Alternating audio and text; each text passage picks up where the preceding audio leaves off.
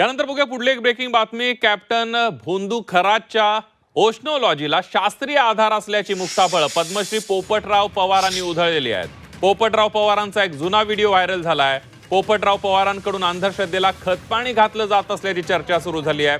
Singapore, Japan सारख्या देशात चोरांना पकडण्यासाठी पोलिसांकडून ओशनोलॉजीचा वापर केला जात असल्याचं विधान पोपटराव पवारांनी केलं होतं। त्यांचं विधान हे आहे ते मोठ्या प्रमाणावर चर्चेत आता सध्या व्हायरल होताना दिसत आहे।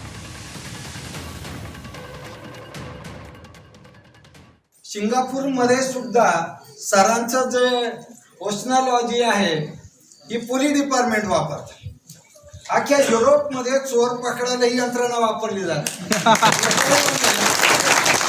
10 दिवस पुन्हा मी टोकियोमध्ये होतो, जपानमध्ये होतो का ज्या जपानच्या टोकियो युनिव्हर्सिटीने जपानचे 3 प्रधानमंत्री दिले, तिथे आमचं वॉटर मॅनेजमेंट शिकवलं जातं। तिथे पण एक व्हिजिट होती आणि ते पाहिलं की जगभर हे सगळं वापरलं जातं। दुर्दैवाने आपल्या देशात त्याला अंधश्रद्धा म्हणलं जातं।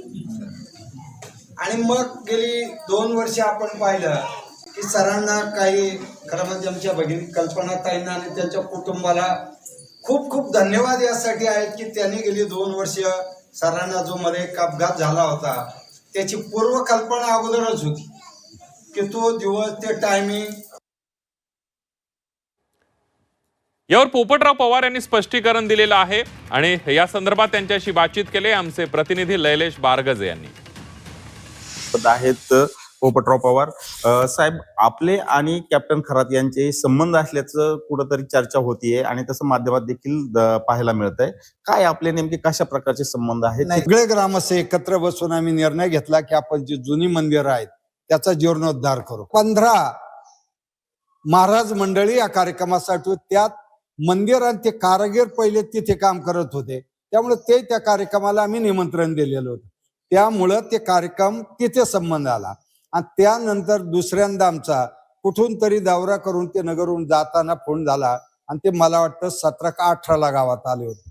आणि त्यानंतर जो आता व्हिडिओ फिरतोय तो मला असं वाटतोय 3-1 वर्षापूर्वीचा असावा आणि एक सिन्नरला तिथे मंदिरापाशी त्यांच्या वृक्षारोपणाचा कार्यक्रम होता आणि त्या कार्यक्रमासाठी अनेक मंडळी होती आणि आपल्याला जर असं काही माहीत असतं तर आपण जातच नाही।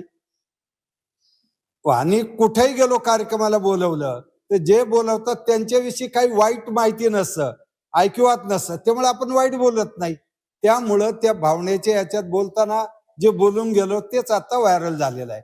परंतु ओशनोलॉजीच्या बद्दल पण तुम्ही त्या भाषणामध्ये बोलताय, त्यांचं समर्थन करताय त्या एकंदरीत ओशनोलॉजीच्या सगळ्या काय झालं की तिथे जी काही चर्चा होती ओशनोलॉजी, ब्रह्मांडशास्त्र, ती चर्चा झालेली ऐकली म्हणून मी त्यावर भाष्य केला आणि तिथं काही व्यक्ती असं म्हणत होत्या की ओशनोलॉजीचा उपयोग युरोपियन देशामध्ये पोलिसिंगसाठी केला जातो आणि म्हणून तो धागा तेवढा मुद्दा असला तर बाकी माझे भारतभरातले कुठलेही भाषण का, मी अध्यात्म, महाराष्ट्राची वारकरी परंपरा, पर्यावरण, पाणी आणि ग्रामविकास, मंगराष्ट्र, संत तुकडोजी महाराज असेल, गाडगे बाबा, यावरच बोलत असो। लैलेश बारगजे, झी 24 तास, अहिल्यानगर।